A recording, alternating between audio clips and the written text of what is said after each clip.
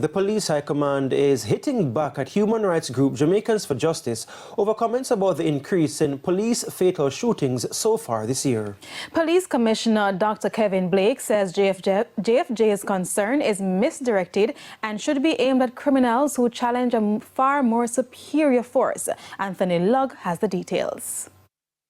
In a release on Thursday, Executive Director of Jamaicans for Justice Mickel Jackson said the increase in police fatal shootings has reached an alarming and intolerable level. The JFJ argued that the number is unacceptable in a democracy and is particularly troubling given the country's size. But on Friday, Police Commissioner Dr. Kevin Blake hit back at the human rights group. I've taken note of the Jamaican for Justice's condemnation of what they describe as intolerable number of fatal shootings by the security forces. I strongly support the view that the number of fatal shootings is too high. However, the call is wrongly directed and should be aiming at those who make the decision to challenge a far more superior force. And so let me encourage Jamaican for Justice to be more responsible in their public pronouncements, especially when the nation is aware of its members' proven ability to comprehend the most basic and fundamental principles of security. To suggest that fatal shooting numbers can be reduced by anything other than the unwillingness of persons being apprehended to engage in deadly confrontation with members of the security forces is irresponsible, or at best, advocating for us to relent in our pursuit. We again reiterate the point that those who seek to kill and maim will not be left free and unobstructed to hold communities at ransom and in constant fear. It means we make no apology to stand between these murdering thugs and the people of this country. We also wish to reiterate the idiocy of these criminal elements in seeking to engage the security forces with deadly force and expect not to be responded to with similar force. Ladies and gentlemen, our prisons and police lockups are fully populated with persons who have made the smarter choice of surrendering peacefully to the police. We have had well over 1,000 firearm-related arrests each year.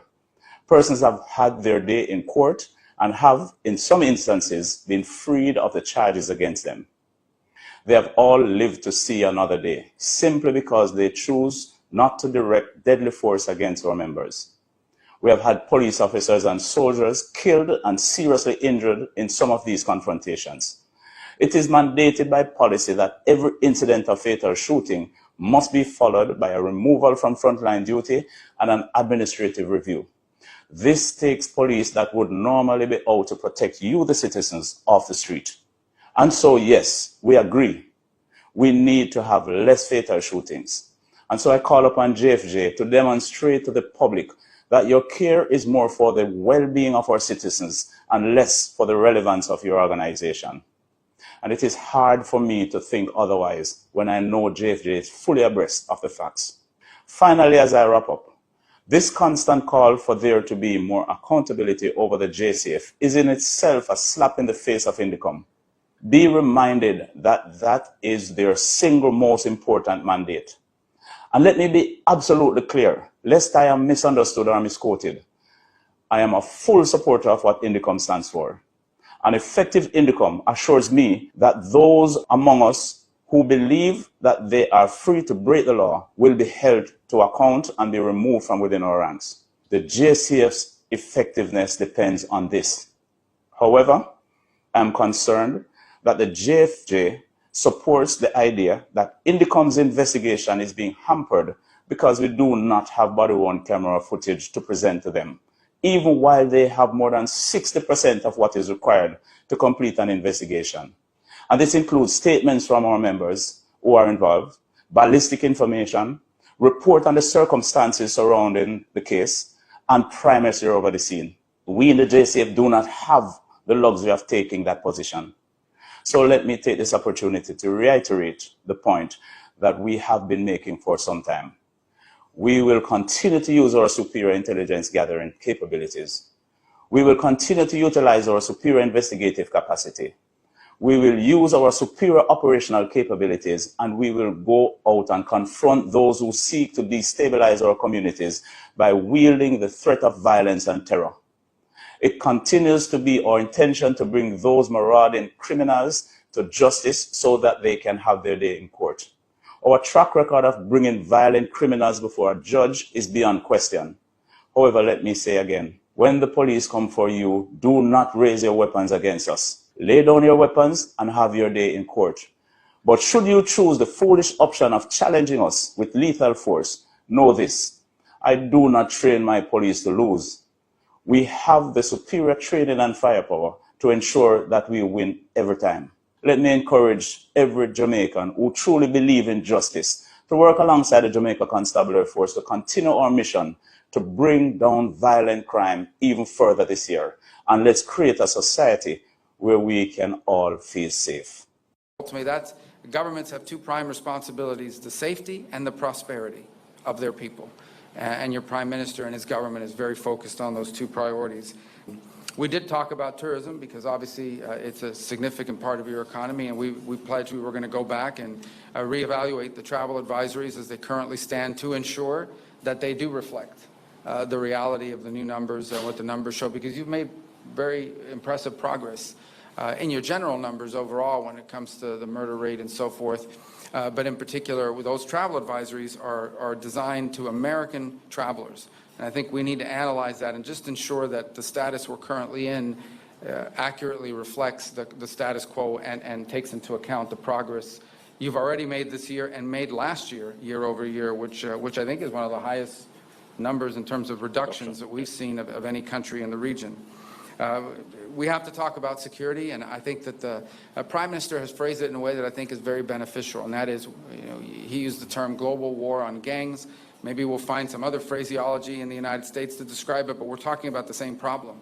It's amazing, if you look across the region and really many parts of the world, how many of the threats we face in the world now that once came from a ideological terrorist organization or from a nation state are now coming from non-governmental criminal organizations who in some cases are more powerful than the governments in some of these countries. And we've confronted this issue. It's a challenge in Mexico. It's a challenge on the border between Venezuela and Colombia. It is the challenge in Haiti. And it's been a challenge here. And it's a multifaceted challenge. They are transnational for a number of reasons. One, as an example, is, and we've acknowledged this, in our conversations that lead back to my time in the United States Senate, how many of the guns and the weapons that are being used by gangs to commit acts of violence here in Jamaica are purchased in the United States and then shipped here. And we want to commit to doing more to stopping that flow at the same time as we do more to commit to increasing your capacity. That's the other thing I underline. What we're talking about here when we talk about American assistance is America helping Jamaica build its own capacity, its own ability to confront these challenges and solve these problems. Because security is a baseline for everything. And to that end, we have some good things to announce today here. We've the Jolt Fusion Center that is starting up again, and that's been even further strengthened. That's going to help address lottery scamming. We can announce this synthetics detection equipment for Jamaica's forensic labs. Another counter-gang recruitment program that we seek to launch as a result of our visit here today, and announce something that I think is really important, and that is software, intelligence software for the law enforcement here in Jamaica to combat gangs, things like night vision goggles as well, technology, and we look to do more. Let me start with national security. For the last 3 months, violent crime, in particular murders, have been trending down. But why is those 3 months showing substantial reduction? Because the police are pursuing a strategy that the commissioner refers to as focused deterrence. This is not net fishing. This is spear fishing, targeting those who produce the most violence. This is what the PNP has been saying for the last 7 or 8 years. What was the result for the last 8 years? Murders increased 25% in this country. 2,300 more Jamaicans were murdered This year, the first year, we're seeing real reductions, and it has nothing to do with Andrew Holness and the Labour Party. Commissioner of the Independent Commission of Investigations, Hugh Faulkner, is calling for a review of internal processes by law enforcement bodies. It comes as the number of police fatal shootings so far this year has almost doubled when compared to the same period in 2024.